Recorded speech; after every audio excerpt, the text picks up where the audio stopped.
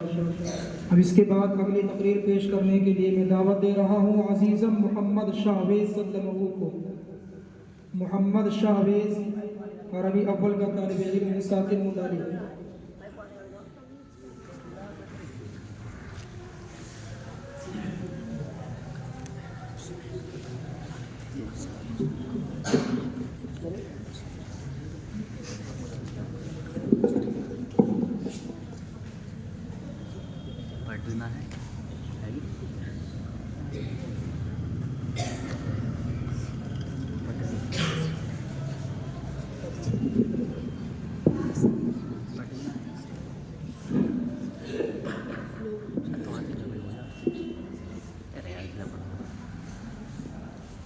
السلام علیکم ورحمۃ اللہ وبرکاتہ۔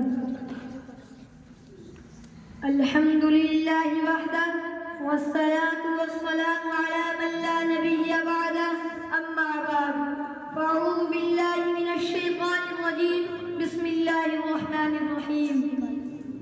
ووصینا الانسان بوالدیہ احسانا حملته امہ کرہا ووضعته کرہا، اور ہم نے انسان کو اپنے والدین کے ساتھ بھلائی کا حکم کیا اور اس کی ماں نے زمانہ حمل میں تکلیف و مشقت کے ساتھ حمل کا بوجھ اٹھایا اور ولادت کے وقت میں جان کی تکلیف کے ساتھ جنا ہے۔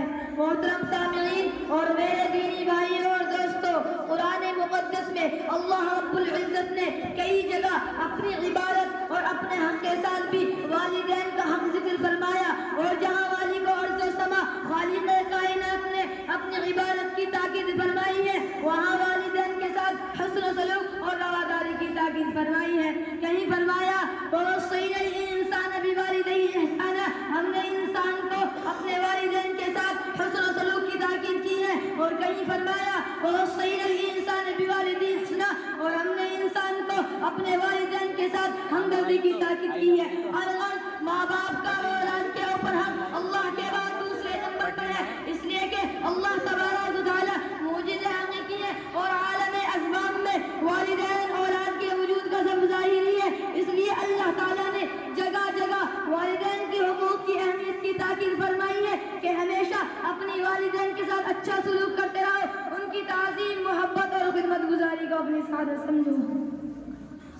جناب رسول پاک صلی اللہ علیہ وسلم نے ارشاد فرمایا کہ ایک نوجوان صحابی تھے، بہت زیادہ عبادت گزار تھے، نماز، روزہ، صدقہ خیرات، بھلائی کے کاموں میں سب سے آگے رہتے تھے، لیکن ان کے گھر میں ان کی بیوی اور ماں کے درمیان اختلاف اور بن جاتی تھی۔ وہ اپنی بیوی کی بات میں آ کر ماں کے اوپر بیوی کی بات کو ترجیح دے دیتے، جس کے نتیجے میں ان کی ماں ان سے بہت خبر رہتی تھی۔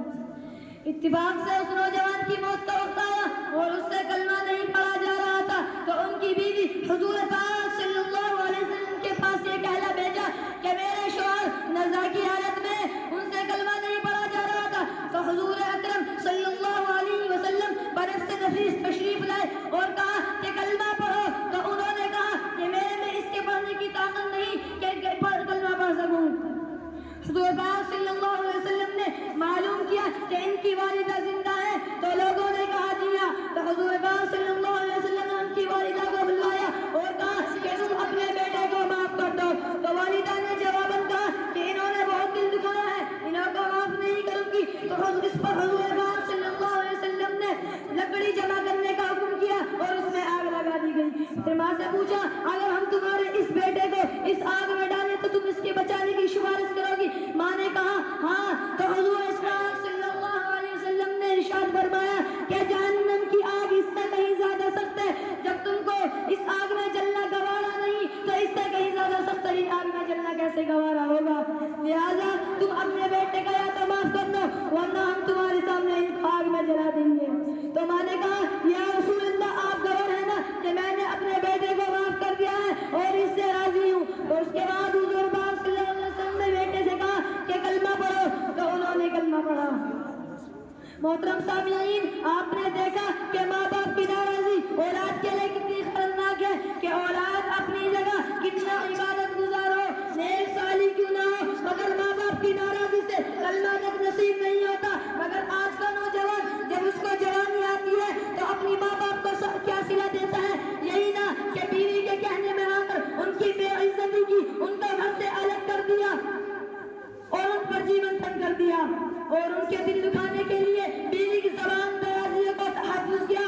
اور دکانوں دفتروں سے خود آ کر ان کے اوپر ظلم و ستم کے بات کرو.